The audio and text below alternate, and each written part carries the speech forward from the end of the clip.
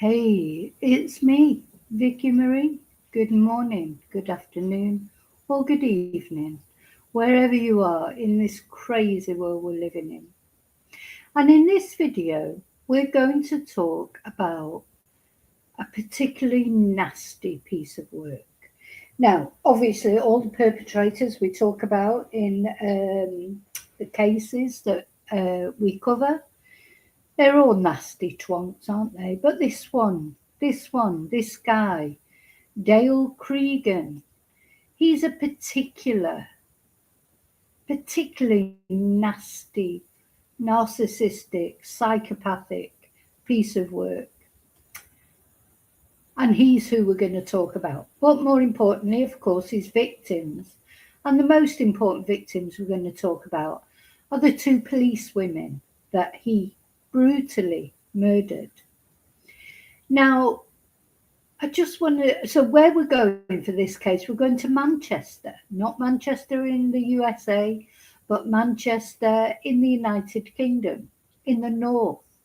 Now, Manchester is a big city and it's well known for music. That's the positive things that Manchester is known for, is the music scene there, Oasis, many groups that have come out of Manchester, Stone Roses, etc., and singers. That's the positive side of Manchester. It's a very cosmopolitan city. It's where I was born and I lived there until I was in my early 20s. And very vibrant. The people of Manchester are the salt of the earth in general, very good people. But unfortunately, there are some bad people there, like there are everywhere. And Dale Cregan was one of them. Now, I just want you to imagine, you know, maybe you don't need to imagine, maybe you're watching this video in the morning and you've got up this morning, you've got to go to work, you don't feel like going, maybe it's wet and windy like it is here at the moment. Maybe you're just not in the mood. You can't be journey to work. Maybe you don't feel like getting on the bus. Weather's terrible. You maybe not feeling too well. You're feeling a little bit under the weather, or you just don't feel very peopley today. You don't want to talk to people. You just want to get under your duvet and cuddle your dog, whatever. These are how we feel sometimes in the morning, but we have to go to work.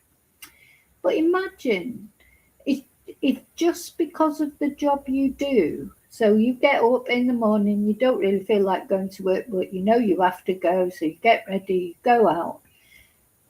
And because of the job you do, within just a couple of hours of starting your shift or starting your working day, you would be deliberately, callously lured to your death, a violent death, where a monster would shoot 32 bullets into you and your partner, and not only that, then launch a grenade at you, probably while you were still alive, to create maximum carnage. This isn't a TV show or a movie. This really happened to Greater Manchester police officers, Nicola Hughes, who was only 23 years old, and Fiona Bone, 32 years old. This really happened to them on September the 18th, 2012, in Mottram, in Greater Manchester. And who was the monster who did it? This man, Dale Cregan. So who is Dale Cregan?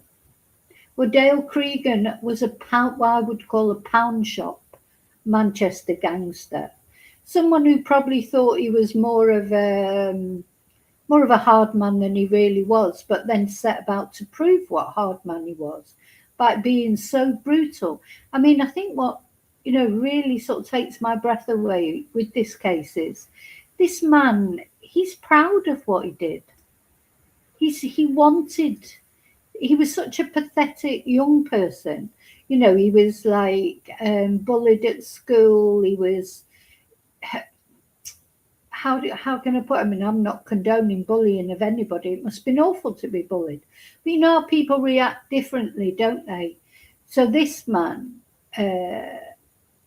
what he decided to do was build his reputation to be so horrible and nasty, you know, to so he was bullied, but he then grew up to the worst bully, like the murderer. He tried to look like the hard man. That was, he felt his value was being hard and callous. You know, it's, yeah. So as I said, pound shot Manchester gangster. When he killed these police officers, he had already killed two people from the gang world. You know, who weren't that nice themselves, but even so, did not deserve what happened to them. But he'd already killed two people. And he decided, so he knew that the police were getting closer to catching him for the previous murders that had done. So he decided deliberately to lure these police officers to their death. He knew he was going to kill police officers that day. That's what he didn't know it would be Fiona and Nicola, but he knew he was going to kill somebody, deliberately set out to do that. He decided to go out in a blaze of glory. He knew he was going to be caught for the other murders. So he decided, he felt that the police had not protected him and his family enough. He had a real sort of grudge against the police. And yeah, decided to go out in a blaze of glory and take a couple of police officers with him. That was his intention. It wasn't an accident. It wasn't getting caught out. It wasn't a spur of the moment. He planned it. He planned it. He callously murdered these two women. So it's a chilling case. It's a case of gang warfare. A psychopath who craved notoriety to make up for his failings as a man. He's trying to, you know, real men. I always remember years ago a man that I worked with in in Ladbrokes, in the betting shops, and he was telling me how he'd said someone he knew that went around robbing houses thought it made him a big man, you know, and he said that is not a real man. A real man gets up every morning, goes to work for his family, provides for them, you know, would not put his family in harm's way the way that Dale Cregan did. You know, this is not being a man. That is not the measure of a man. How horrible you are, how nasty you are, how many people you murder, how many drugs you sell. You know, that is not the measure of a man. The measure of a man is what you do for your family. You get up, you go to work every day. You do what you need to do within legal parameters. You don't. He's the one who put his family in danger by getting involved in gang warfare. He did it. He put his family in danger, not the police. And then he had the cheek to think the police didn't protect his family enough when he'd already murdered two people. Hey. So yeah, to me, it's a chilling case. It's a case of gang warfare, a psychopath who craved notoriety, and then he immediately gave himself up to save his own sorry ass. So he was terrified of being shot by the police. He wasn't above shooting other people and throwing grenades at them. But when it came to the fact that he might be shot by the police, he gave himself up. Rather than face that, because you know these people, they're cowards, aren't they? They definitely are cowards. So he's a true Manchester monster. So let's chat. So Greater Manchester was my hometown. It's a cosmopolitan city where in general the people are hardworking, friendly, strong sense of community. They're kind, they help out their neighbours. That is a Mancunian. Mancunian traits in general are good traits. That's, you know, their sense of humour, there's so many good things to say about Mancunians. Unfortunately, Dale Cregan, he wasn't one of them. He wasn't one of the good Mancunians, the good Mancs. He was one of the bad ones. Yeah, some elements in Manchester, as in a lot of big cities, London, etc., all over the world, not only in the UK. What they do, some people, they create a micro society within a society, don't they? Gangland culture. They feel sort of, what's the word? If they feel that real life is beyond them, if you like, or they feel like they're marginalised for whatever reason. So they create their own society, and it's like a micro society within normal society, if you like, where they are important. They want to make themselves important. If they can't make themselves important in normal society because they can't be asked getting a job, or they can't be asked going to university and improving themselves and working towards it. So what they do is they make themselves, a big fish in a small pond, and they do things in their sort of gangland culture, so they become a big name within there, even though they're not a big name in the wider scheme of things. In their little world, they're a big name. This is really Dale Cregan for me. He just wanted to be notorious. If he couldn't do it the legitimate way because he wasn't clever enough, so he tried to do it the other way. So different norms apply in these societies. There is a code. They make their own laws, they have their own government, they mete out their own punishments. There are things you don't do. There is a code within these sort of gangland societies, though I do think the codes these days have got blurred. They're not like they were strict codes years ago. Nowadays, I don't think there are many parameters like there used to be. But there are certain things that you just don't do. Like, for example, I can't stress enough, you do not grass somebody up. That's definitely something you don't do. You don't hurt children. Don't hurt women used to be a thing as well, but sometimes women get involved in this culture these days. I just feel sometimes when we wanted equality, we didn't really mean quite like equality and being a twonk. But anyway, unfortunately, this is what happens, I suppose. So it's like a deviant subculture which develops when people can't fit into the normal culture, so there can't be a king, there can't be an aristocrat, they can't, climb the social ladder class-wise. So what they do is they become kings in their own world, so you've got this, like you think you've got the royal family and the aristocrats and that, they've got all that in their own little world. There's a pecking order, and it's constantly being challenged by younger people coming up. So these sub-societies, they're characterized by internal solidarity, new rules, and alternative sanctions for people who break the rules. And the rules are just as strict, if not more so, than the rules in accepted culture, and the sanctions for breaking them are ruthless, probably stricter than normal laws in normal society.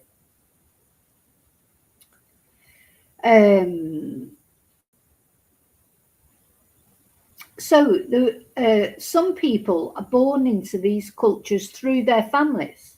Maybe their families are part of these cultures, these subcultures, so they become part of that subculture.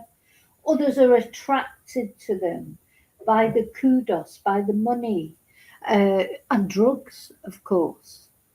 Because when they go into these lifestyles, they've got a lavish lifestyle, travel, Rolexes, big cars, They think they can choose what woman they want. Some women are attracted to these kind of men, sadly. So, yeah, they just like being a big fish in a small pond. They'd rather be that than be just another civilian in normal society. It's very prevalent. And as I say, some people are born into a family that's already in that culture, but some, like it seems with Dale, are attracted to it by the kudos it can give them, the money it can bring them, etc. This is what his mum said about him. She said he was not brought up like this. I don't know. I mean, I don't know. It's possible, isn't it? Sometimes your kids, they don't go the way you want them to go. They get involved with people. They see that these people have got plenty of money. They've got the lavish lifestyle, etc. And they're promised the same. If they become a runner for them, or they start off with small things, don't they? And then maybe end up with murder, etc., drug running, it, all that kind of thing. But it normally starts small. Maybe just start off smoking, buying drugs from the local drug dealer at the school gates, because of course that's where they hang out, isn't it? And then they get involved with those people, and then they want to prove themselves.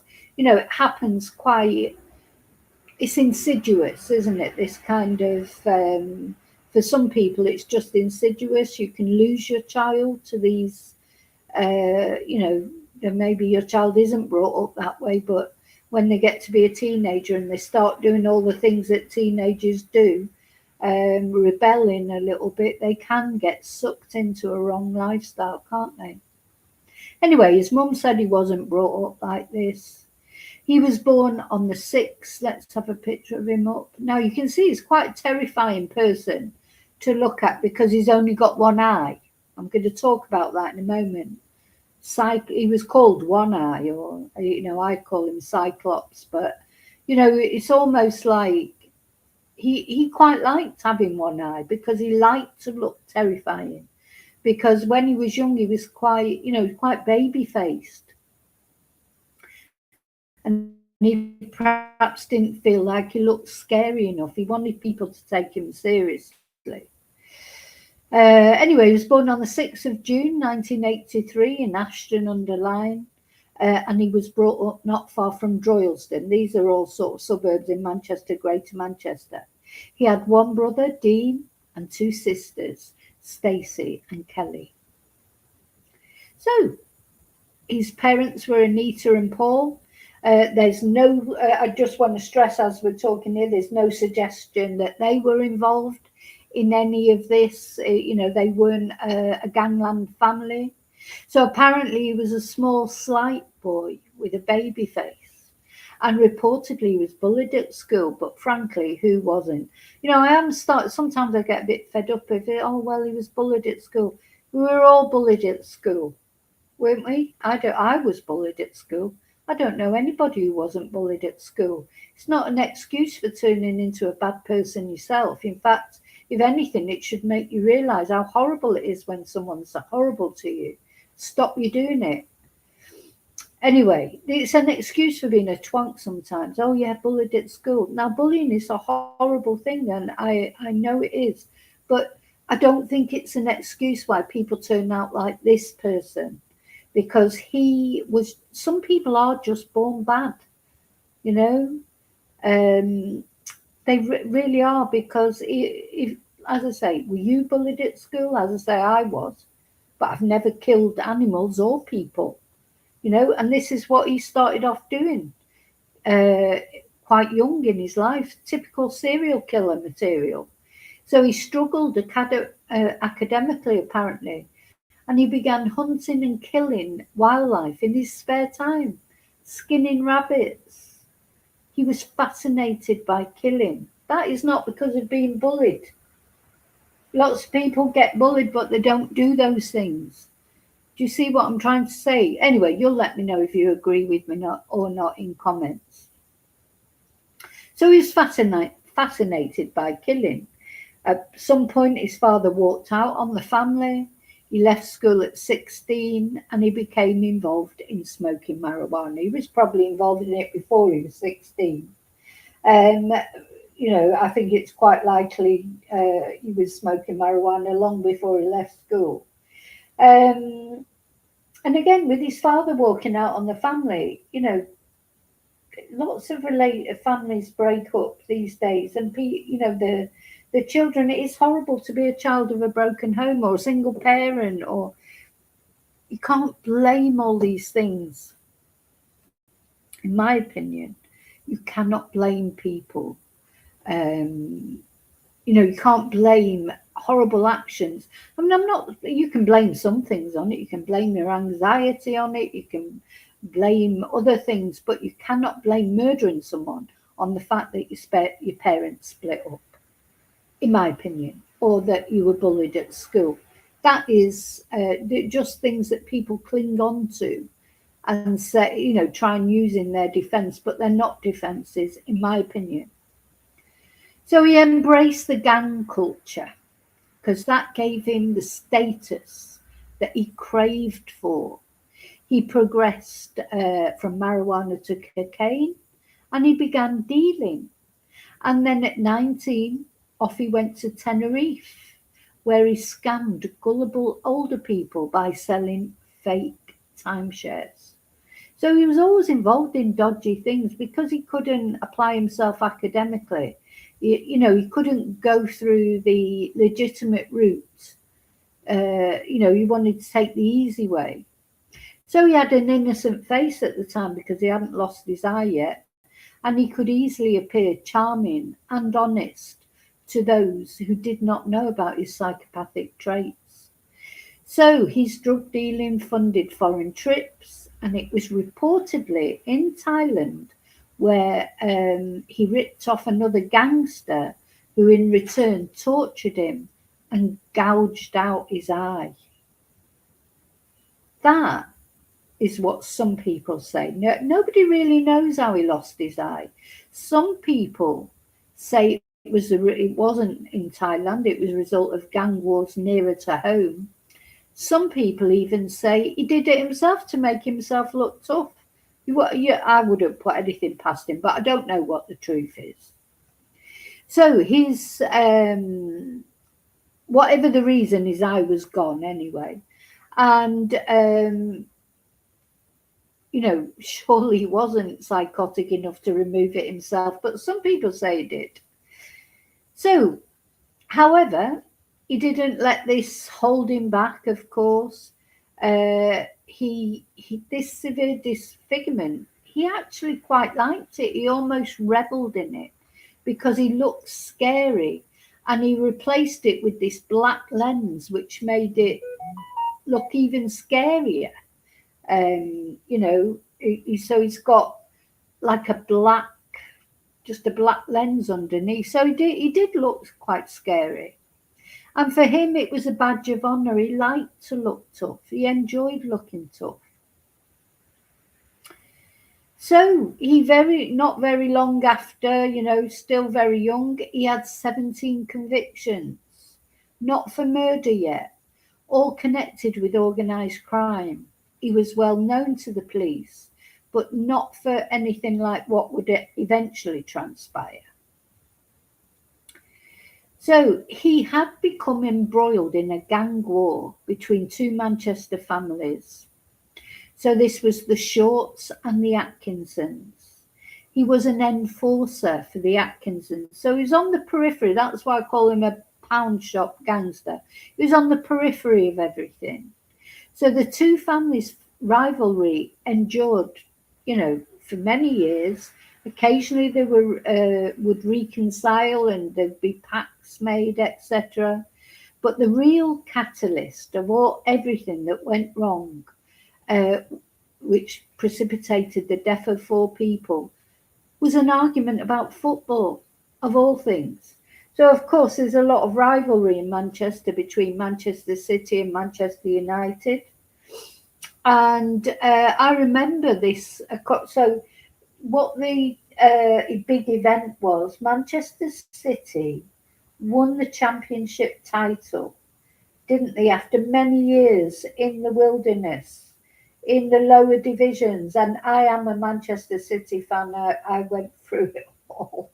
And when they first came back up into the Premiership, they won the Championship. And it was a fantastic, it should have been a fantastic occurrence.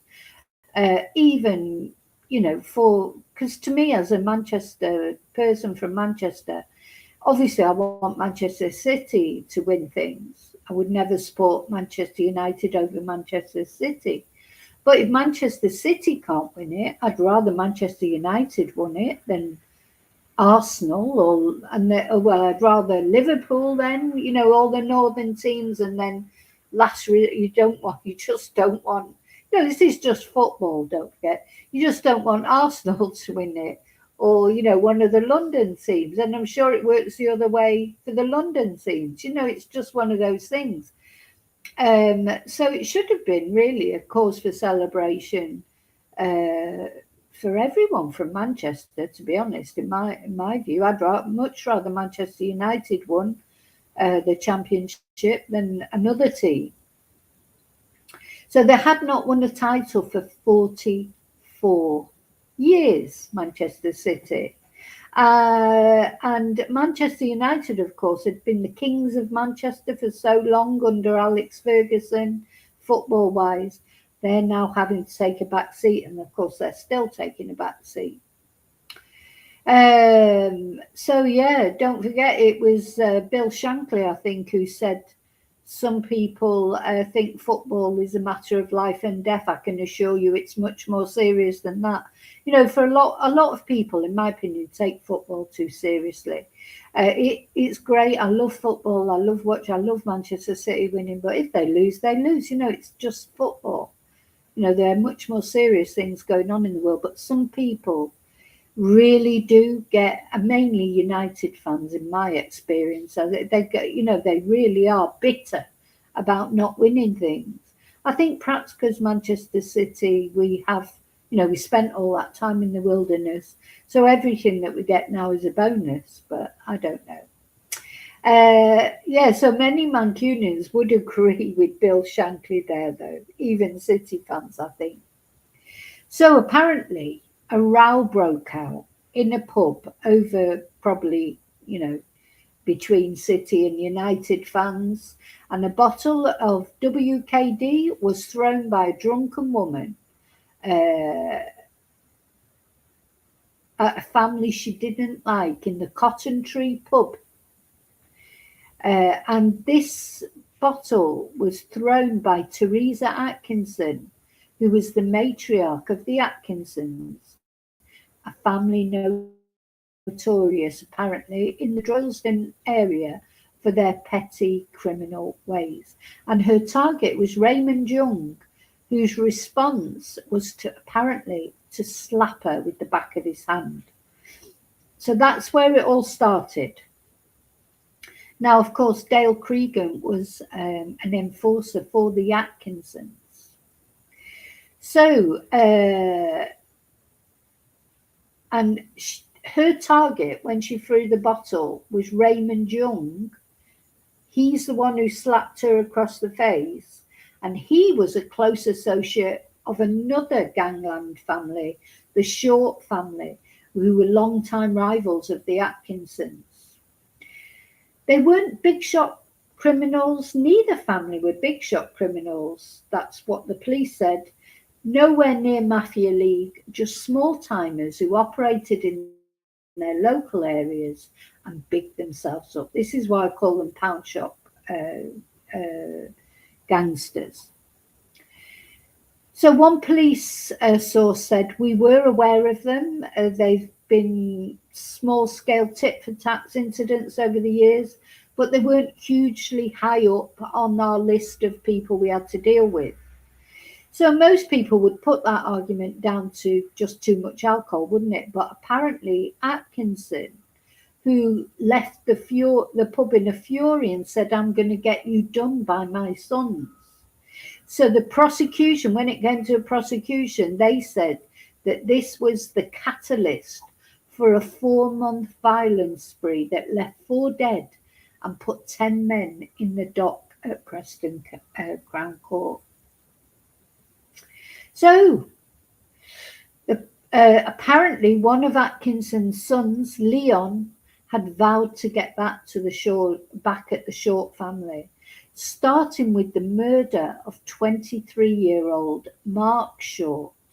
So this is Mark Short, obviously the young guy with it, and he was 23 years old, and his father David 46. So again, pound shop gangsters, really, big in their local area, but not really mafia material. So they ran apparently an extortion racket in the pubs, allegedly ran an extortion racket in the pubs in Droylsden. So yeah, that's how it all began. A stupid row about football, a bottle thrown in anger, and apparently Teresa said she regretted her actions later. But that's what can happen with it when alcohol's involved, isn't it?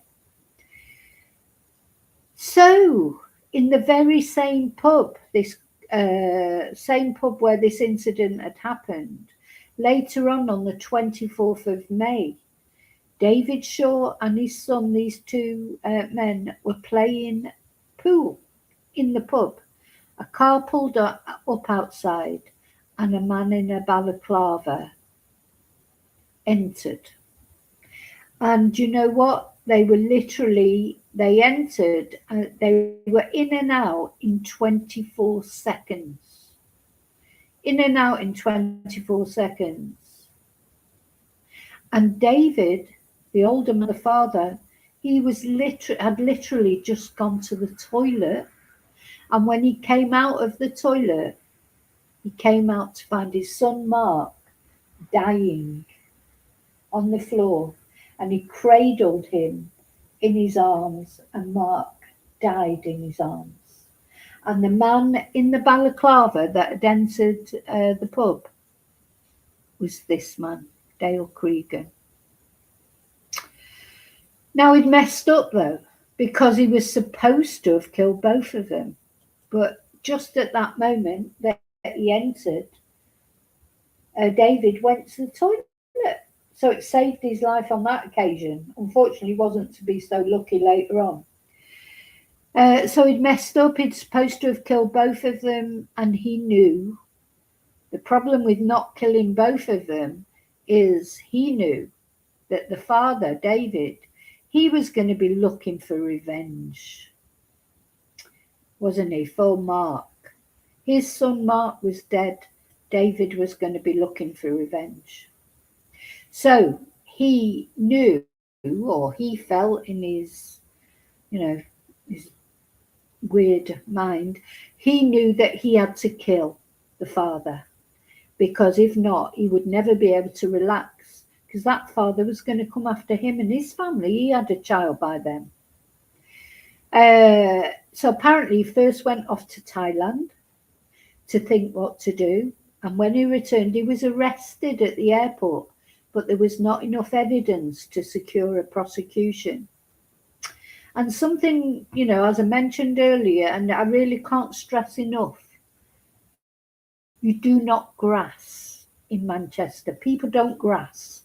That's probably one of the worst things you can do. It's nearly as bad as being a child lover or a PDF to be a grass. It's bad. So nobody was going to tell on him. No one would testify against him, not even the Short family, because that's the other thing. When you get these sort of gangland wars, they don't trust the police. They won't cooperate with the police. They'd rather take their own justice than go to the police, wouldn't they? So in August, on August the 7th, they tried to arrest him again, but he had fled to Bowness in the Lake District with his family. He was obsessed with David because he had threatened to kill. In fact, he threatened to RAPE his young son and hurt his family.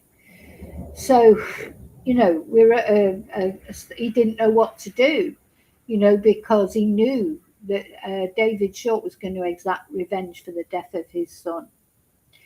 He was furious, apparently, with the police because he thought the police should protect his family, even though he was the killer. He was the one who put his family in danger, wasn't he? If you don't want if you want your family to be safe, you don't go around killing gangman members, do you? But he knew his accomplices had been arrested, and he knew he had to kill David, who by some miracle had been in the toilet when Dale had entered the pub. Also, I do think David himself, he wasn't exactly a criminal mastermind, was he, to threaten him so openly? If you're going around saying you're going to kill him and you're going to do something to his son and this, that, and the other, it's not a good idea, is it, really? Anyway, to threaten him so openly.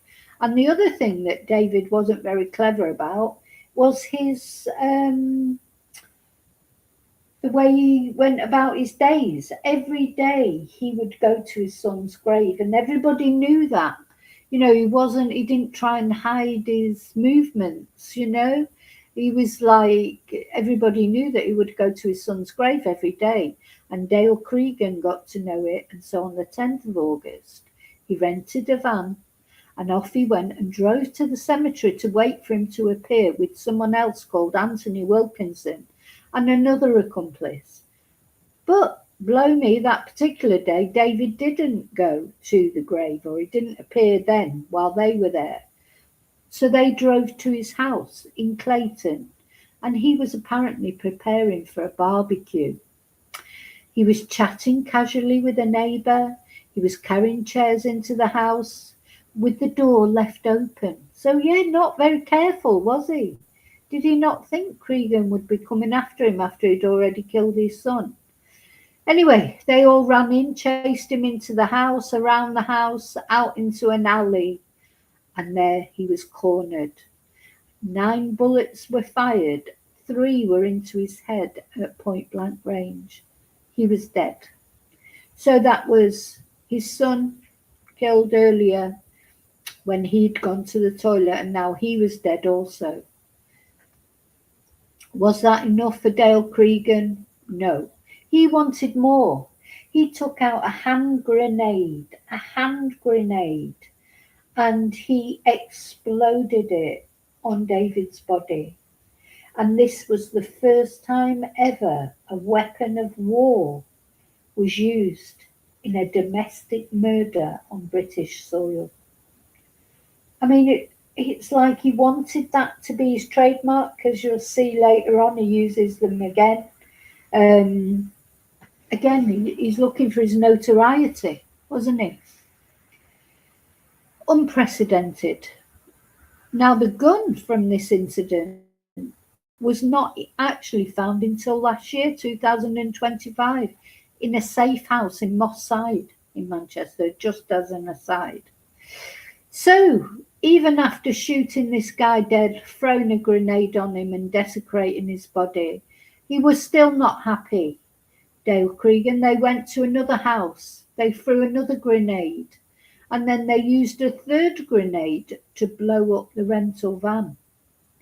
So for Cregan, the grenade had become part of his modus operandi, part of his, his sort of hard man image. Unbelievably, as they were getting away, they stopped to buy ice pops. And this was another thing they did that proved them to be a bit thickos, because this led to DNA tying them to the scene from the rappers. Anyway, there's no words, is there? So Dale Cregan now, he's number one, wanted number one.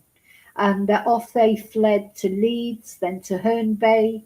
A reward was offered by the police for £25,000, and it was then increased to £50,000. Now that's a lot of money, of course. But you know what? They could have offered £1 million. No one was going to grass on Dale Cregan, because, as I say, you know, that is the worst thing you can do.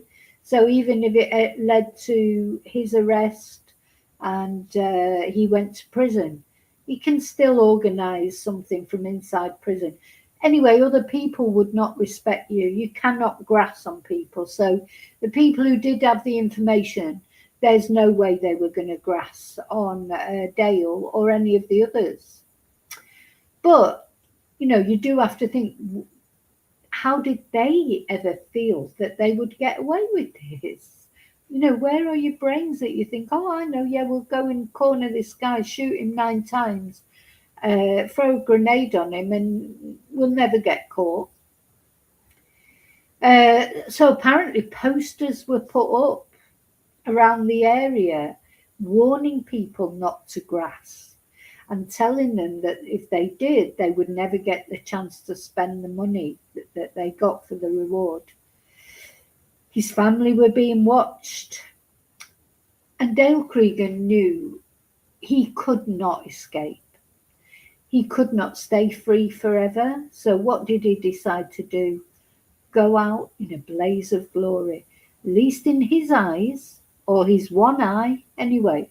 That's what he decided. Instead of giving himself up and just going, I mean, you know, he's already committed 2 murders, I know.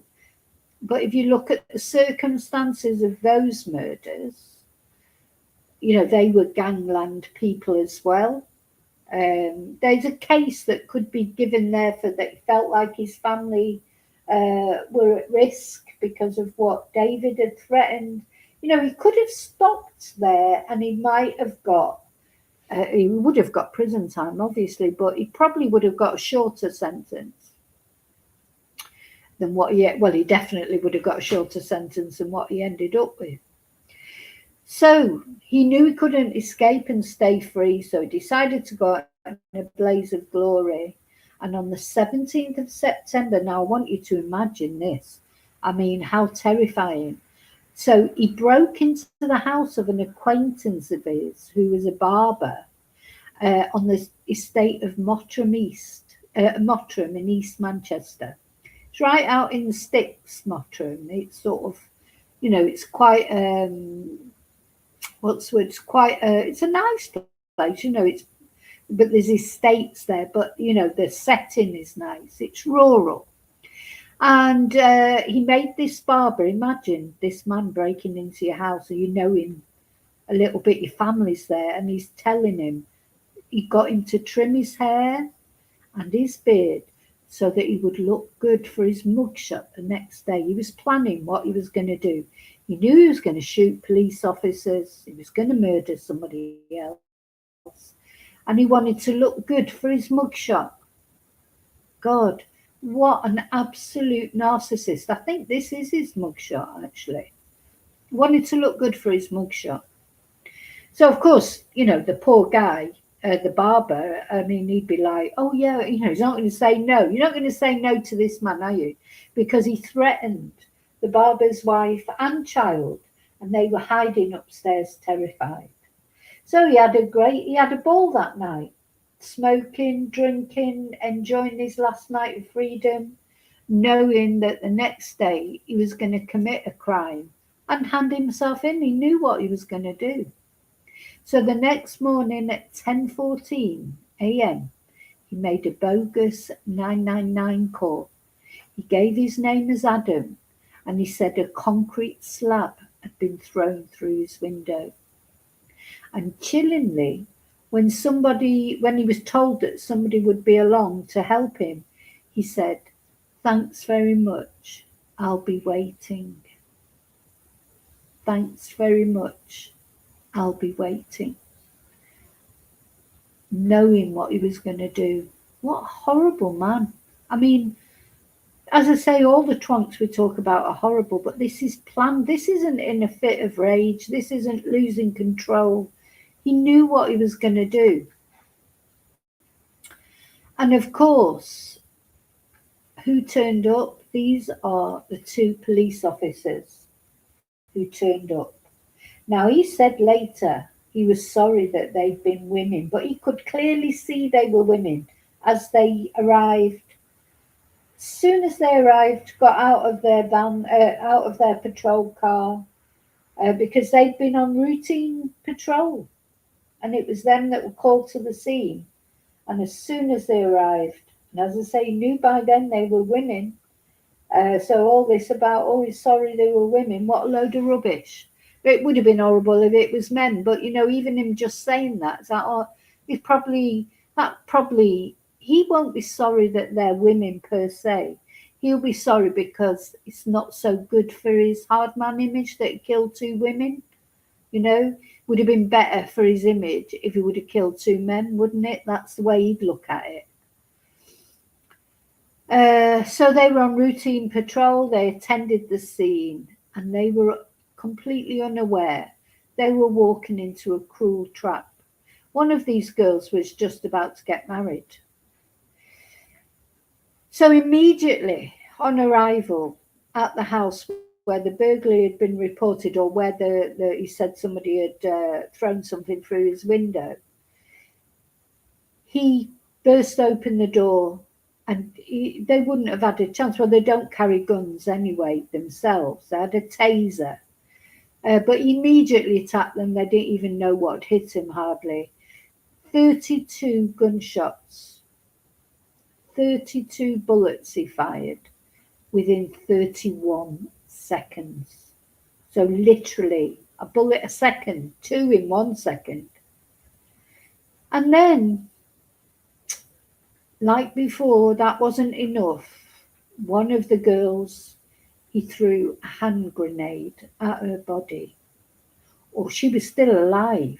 I mean, it seemed that one of the women had managed to actually fire off her taser, but was paralysed on the ground where one of the bullets had paralysed her.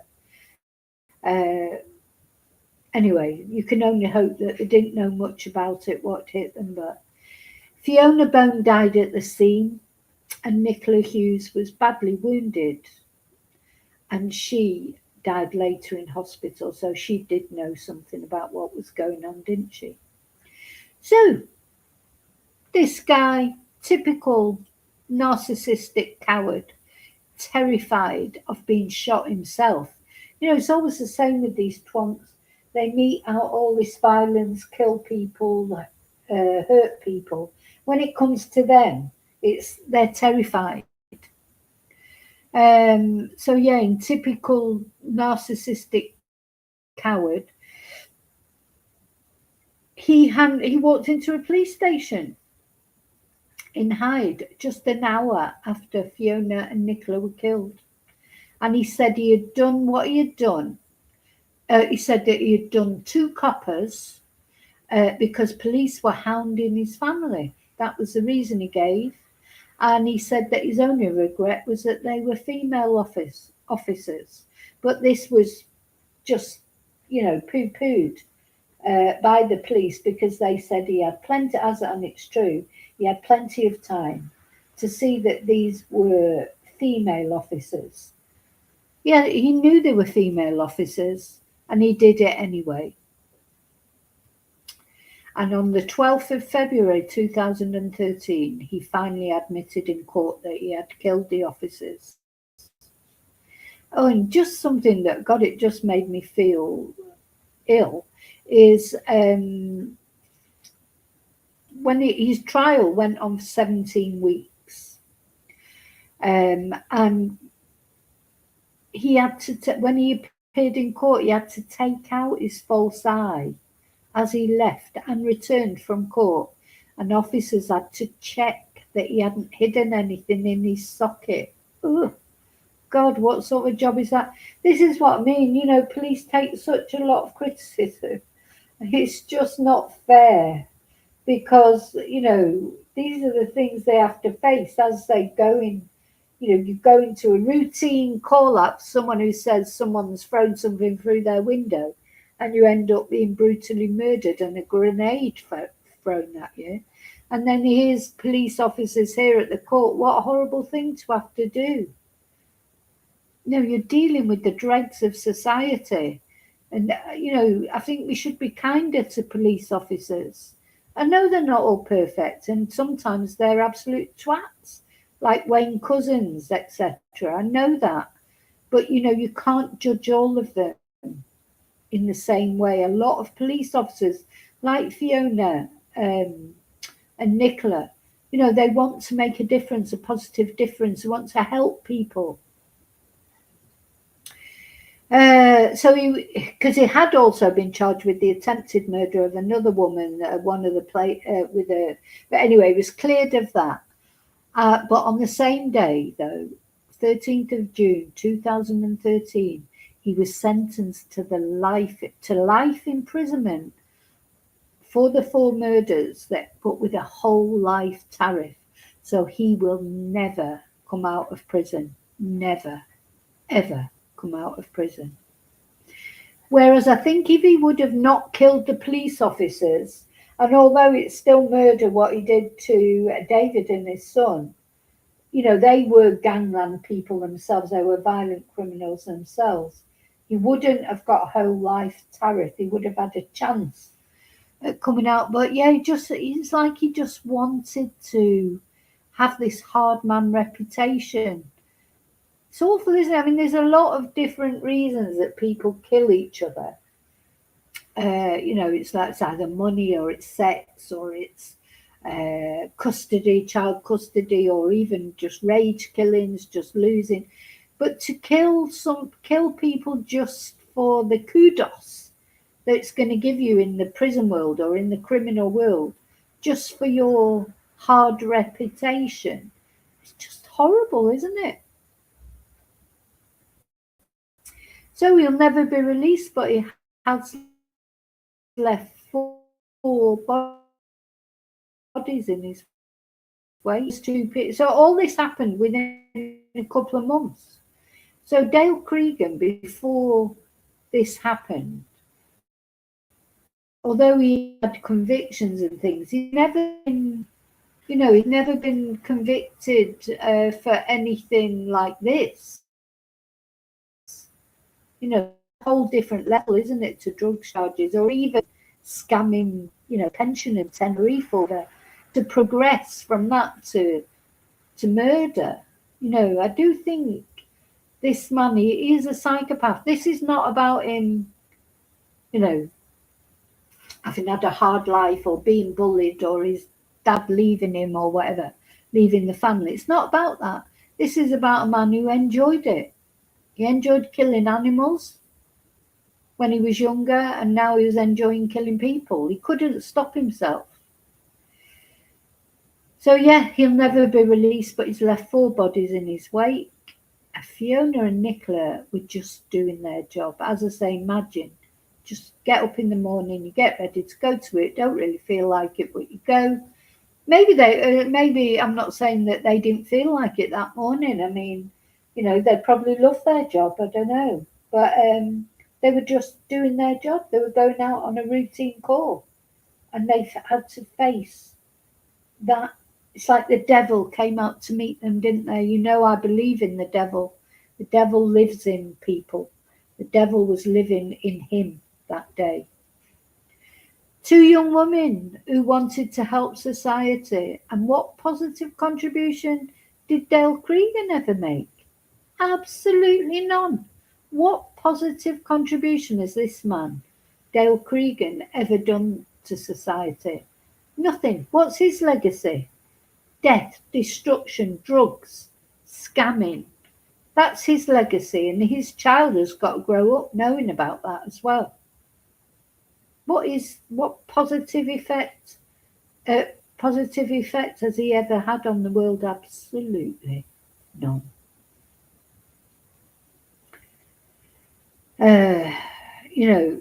Just now he's in prison for the rest of his life. He's probably enjoying this hard man reputation in prison. But I wonder if as his death approaches, he'll be so cocky. I don't think he will. I think all these narcissistic psychopaths are all cowards. As he won't be young forever. I mean, when was he born? He's not that even old yet, is he? Let me just check how old. I've forgotten when he was born.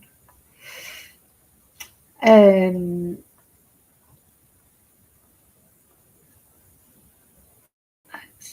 see. What year was he born? So we can work. In 83 was born. We're now in 2026. So he's 43 now. So he's still quite a relatively young man, isn't he? Wait till he's 63, 73, 83 if he gets that far. You know, he's got to go sooner or later to meet his maker. I wonder if he'd be so cocky then. You know, will he? Because I do think these cowards, like he didn't want to die, didn't want the police shooting him, did he? He didn't want the police shooting him. He handed himself in because he was too scared of the police shooting him. So he didn't want to die. He won't want to die.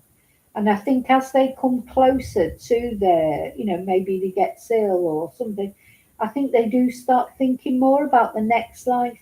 And even if they don't believe in God, or they say they don't believe in God, they don't know for certain, do they? Nobody knows. None of us know. You only have your beliefs in what happens to you in the next life. And I am 100% certain that these horrible people, even if they don't believe in God, or they don't think they do, as it comes nearer their final days, they start to think, oh, what am I going to face on the other side? You know, it's going to be worse than what he's facing in prison, probably. I mean, hopefully he'll live out all his sentence long. I hope he has a long life, rotting away there in prison. But I think he's the sort of guy who probably quite enjoy prison.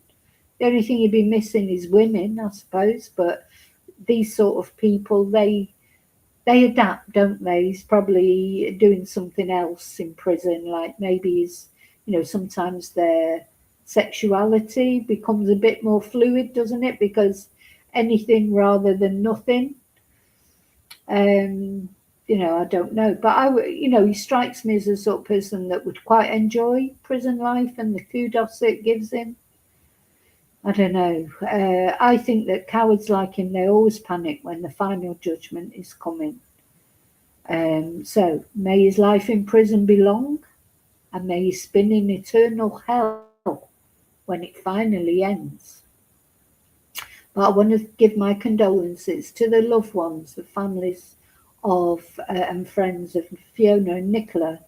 Their legacy is that of young women who wanted to make a positive difference in this world, in this crazy world that we live in. And that is how they will be remembered by the rest of us. Good people callously murdered by this man, this evil man. And as far as the two gangland guys are concerned, well, I'm sure they'll be missed by their families and that. But, you know, I don't know if they ever killed anyone themselves or whatever. I know that they were involved in bad things. But still, you know, my condolences still go to their families. But my main condolences, prayers, love that send out is for these girls and their families, because they were just doing their job. And you know, people can criticize the police as much as they want, but if you have a problem, who do you phone? The police. You're not going to phone Dale Cregan, are you, or someone like him? You know, these are the people that do protect us. Maybe not always they do a brilliant job of it. There are bad police out there, just like there are bad everybody out there. But in general, they're not bad people. They're not bad people. They're just doing a job that has to be done, policing by consent. Okay, thank you so much for watching. Thank you for caring about these victims. You know, I think one good thing is we are probably all united. I don't think there'll be any of you out there that are thinking that Dale Cregan is some sort of hero or whatever. I mean, what did he do? You know, I know with sometimes, like with Desi Freeman over there in Australia, a lot of people support him because he's a citizen, independent citizen, one of these, you know, this is not the case with Dale Cregan. Dale Cregan did not do this because he's rebelling against the state. He did it because he just thinks he's a hard man. But anyway, thank you for watching. I'll see you really soon next video. Please like and notifications. I'll see you really soon in the next video. Till then.